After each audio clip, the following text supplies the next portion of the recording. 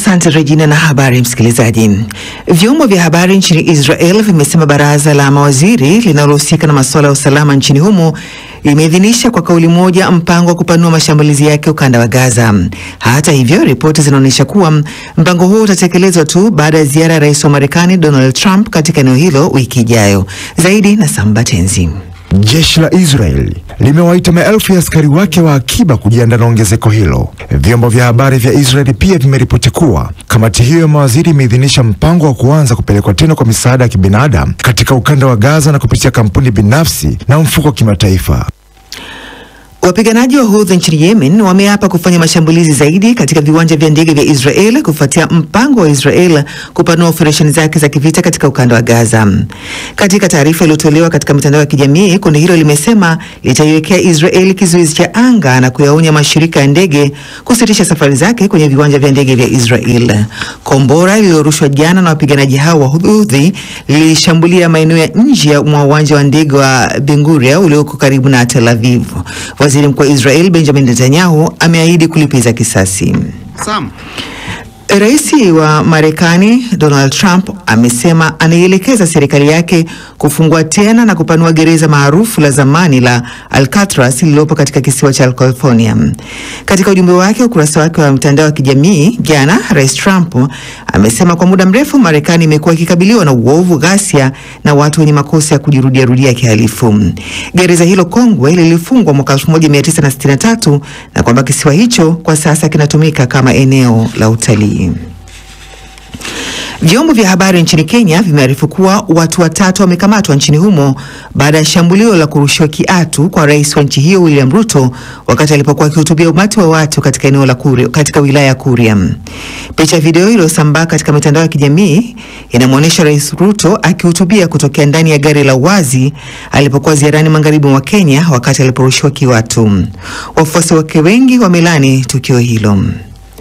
Na maafisa nchini Brazil wamesema wamezuia mpango uliowekwa wa shambulio la bomu katika tamasha la mwanamuziki maarufu Lady Gaga katika eneo la pwani ya Copacabana mjini Rio de Janeiro siku ya Jumamosi.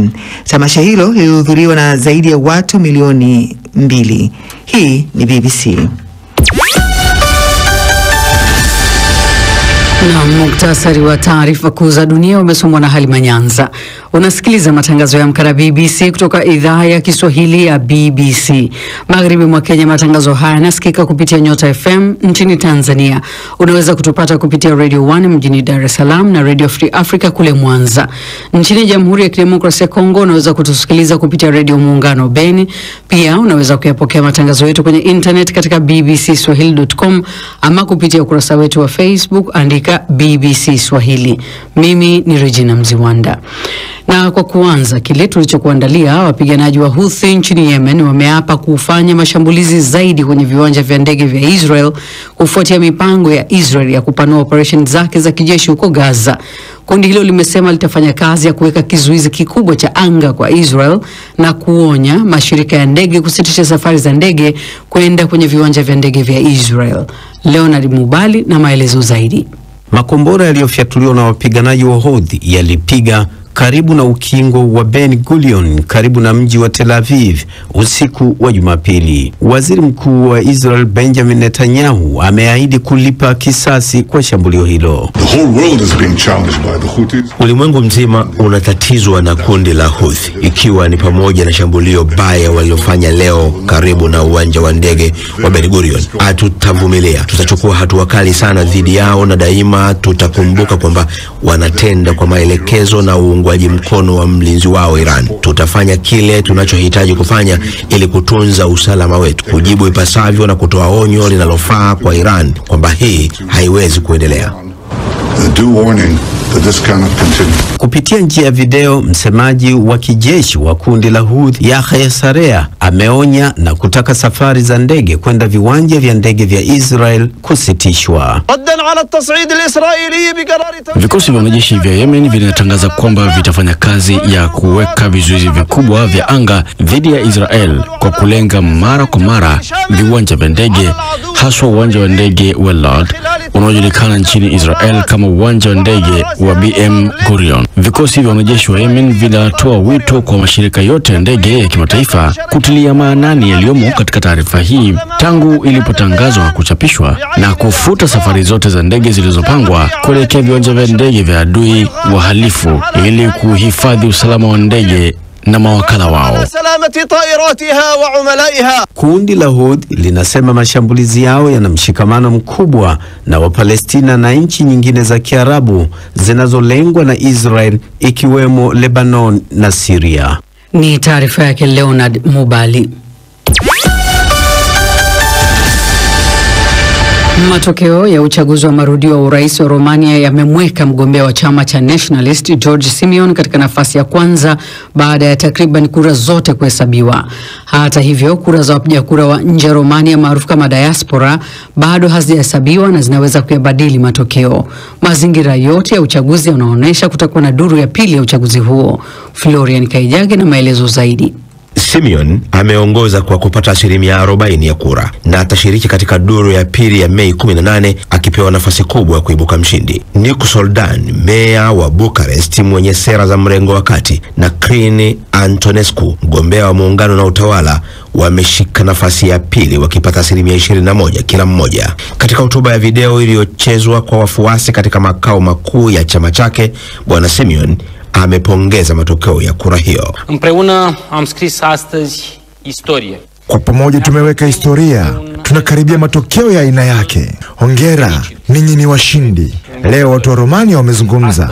Ni wakati wa kufanya sauti zetu zisikike. Licha ya vizuizi, licha ya gileba, licha ya vyombo vya habari kulipwa ili kutodharau siku baada ya siku, watu wa Romania wameinuka. Huu si tu ushindi wa uchaguzi, ni ushindi kwa hadhi ya Kiromania. Ni ushindi kwa wale ambao hawajapoteza matumaini, kwa wale ambao bado wanaamini kuwa Romania ni nchi huru inayoheshimiwa. Tutafanya kile ambacho wengine hawakuwa na ujasiri wa kufanya. Tutaanza ujenzi mpya wa maadili, kisiasa na kiuchumi wa Romania. Și economică a României. Awali uchaguzi ulifanyika Novemba mwaka 2024, lakini matokeo yalibatilishwa kwa sababu ya madai ya udanganyifu na kuingiliwa na Urusi. Mwanasiasa wa siasa kali za mrengo wa kulia aliyeibuka mshindi, Călin Georgescu, alizuiwa kushiriki uchaguzi wa marudio ya Jumapili. Amekuwa akimuunga mkono Bwana Simeon ambaye ni shabiki mkubwa wa Donald Trump na anapinga kutuma msaada wa kijeshi kwa nchi jirani Ukraine. Ni taarifa yake Florian Kaijagi. Naam, katika mitaa ya Akure, mji mkuu wa jimbo la Ondo kusini magharibi mwa Nigeria, mapinduzi yanatokea huku wanawake wengi wakianza kuendesha magari ya biashara maarufu yanajulikana kama keke ama bajaji kwa Tanzania, ambapo wale madereva wa kiume na abiria waliwadharau. Lakini katika mazingira magumu ya kiuchumi, mambo yanabadilika na wanawake wanachukua jukumu la udereva wa keke. Sasa wanaonekana kama washirika katika maendeleo. Yemi Soki ndiye mwanamke wa kwanza kuchukua njia hii. Yeye pamoja na chama cha wanawake waendesha keke ama bajaji alichosaidia kuanzisha wanapinga dhana potofu katika kazi inayotawaliwa na wanaume. Taarifa ya Ahmed Ambali wa BBC inazungumzia baadhi ya waendesha keke wengine, inawasilishwa na Nasteha Mohamed. How are you? Miaka 10 iliyopita, wakati Yemise Oki ambaye ni dereva wa kwanza wa kike wa bajaji au tuktuk inayofahamika nchini Nigeria kama keke marua, jambo hilo halikuwa la kawaida. Lakini sasa akiwa kwenye foleni barabarani nchini Nigeria, hakuna ambaye anaonekana kushangazwa.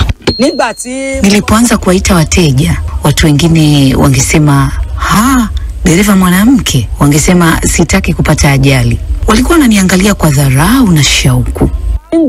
Yemise alianza kazi hiyo baada ya kumpoteza mume wake, huku pia akifanya kazi ya upishi. Lakini siku zake za kwanza katika kazi ambayo inatawaliwa na wanaume, anasema haikuwa rahisi. Nasikia maneno mabaya kutoka kwa madereva wenzetu wa kiume.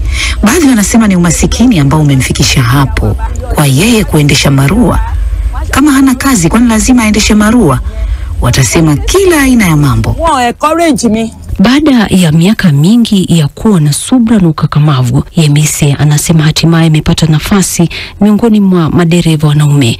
Sunday Aditu ni naibu mwenyekiti wa chama cha keke marua. Hapo mbeleni kulikuwa na wanawake wawili au watatu wanaoendesha keke, lakini leo ni wengi. Hatuwalaumu kwa sababu ni jinsi nchi ilivyo, na hata kwa hilo tunamshukuru Mungu kwa wanawake na jinsi wanavyofanya kazi. Progress. Progress. Yemise sasa anaongoza chama cha kuhamasisha na kuelimisha wanawake wengine jinsi ya kuwa waendeshaji keke marua. Mmoja wao ni Olan Rewanju Kemi, mjane ambaye maisha yake ya familia yamebadilika tangu aanze kuendesha bajaji au tuktuk. Nilikuwa nikituma watoto wangu kuchukua viazi vikuu kutoka kwa mamangu, lakini tangu tarehe 20 Oktoba mwaka 2023 mimi ndiye nimekuwa nikituma chakula. Ninamshukuru Mungu kwa hilo. BC. Kwingineko ulimwenguni, rais wa Marekani Donald Trump amekanusha kuwa na mpango wowote wa kusalia katika ikulu ya White House zaidi ya muhula wa pili unaoruhusiwa kikatiba. Katika mahojiano na kipindi cha Meet the Press cha NBC, Rais Trump amekiri kwamba si jambo ambalo aliruhusiwa kufanya kwa mujibu wa katiba ya Marekani, lakini akasema kwamba wengi wanamtaka agombee. So many people want me to do it. Watu wengi wanataka nifanye hivyo. Naweza kusema kwamba sijawahi kuomba kufanya hivyo kama ilivyo katika kipindi hiki, lakini ni jambo ambalo kwa ufahamu wangu hairuhusiwi kulifanya. Sijui kama hiyo ni ya kikatiba kwamba kuwaruhusu kuifanya au kitu kingine chochote, lakini kuna watu wengi sana wanaopania kugombea mwaka 2028. Lakini hiki sio kitu ambacho ninawaza kukifanya kwa miaka 4 na ninataka kukifanya kwa muda mrefu. Sana sana ni Republican yenye nguvu, Republican nzuri ambayo inaweza kuendelea madarakani. Lakini nadhani tutakuwa na miaka mingine 4 na nadhani miaka 4 ni muda mwingi wa kufanya jambo la kuvutia sana. There's plenty of time to do something really spectacular. Awali Rais Donald Trump alidokeza kugombea tena urais, lakini akasema atakuwa rais wa mihula miwili. Pia aliwataja makamu wa rais J.D. Vance sambamba na waziri wa mambo ya nje Marco Rubio kama watu ambao wanaweza kuingia madarakani kuchukua nafasi yake atakapostaafu. Jambo kikongwe. Bila shaka hujambo msikilizaji. Ligi kuu soka England imeendelea tena weekend hii ambapo Chelsea wameichapa Liverpool 3-1 huko kwa Palmer akifunga goli lake la kwanza tangu mwezi Januari na kumaliza ukame wa magoli kwa dakika 1162. Brentford wakaichapa Man U 4-3, Brighton 1, Newcastle 1, West Ham 1, Spurs vile vile 1. La Liga, Real Madrid wakaichapa Celta Vigo 3-2 ambapo wanafikisha alama 75 katika nafasi ya pili nyuma Barcelona mabaka wenye alama 79. Leo ligi kuu soka England Regina itaendelea kwa mchezo mmoja ambapo Crystal Palace watakuwa nyumbani katika dimba la Selhurst Park kwa kabili wa bishi Nottingham Forest wenye matumaini ya kufuzu ligi ya mabingwa Ulaya tokea ilifanya hivyo mwaka 1979-80 msimu ule. Kwenye tennis, mchezaji namba 1 wa Uingereza Jack Draper amekosa taji la kwanza la ATP Tour huko Casper Road akitinga finali ya Madrid Open. Draper mwenye miaka 23 amechapa kwa seti 7-5, 3-6, 6-4 katika mji mkuu wa Hispania. Mwanzo mzuri ulimfanya aongoze mapema katika seti ya kwanza kabla ya Rod wa Norway kupambana na kutoka nyuma na kumaliza kwa ushindi mnono. Na kwenye riadha mu Ethiopia, Telahun Nigusie ameshinda mbio za Belfast Marathon katika rekodi mpya saa 2 dakika 13 na sekunde 37 baada ya kutawala mbio hizo. Muda wa ushindi wa Nigusie ulipunguza sekunde 4 kutoka kwenye rekodi ya awali ya mbio iliyowekwa na mwenzake Negewo Araresa mwaka 2012. Mkenya Millicent Kibet imepata na ushindi katika mbio za wanawake kwa saa 2 dakika 38 sekunde 30 ambayo ilikuwa juu zaidi ya rekodi iliyowekwa na Mkenya mwenzake Beatrice Jekmei mwaka jana katika mbio hizo. Muda mrefu hatujaonana bibi hapa Haya mimi namaliza, lakini huyu anasema kwamba maisha yanavyonipeleka speed, tofauti yangu mimi na bodaboda ni mafuta tu.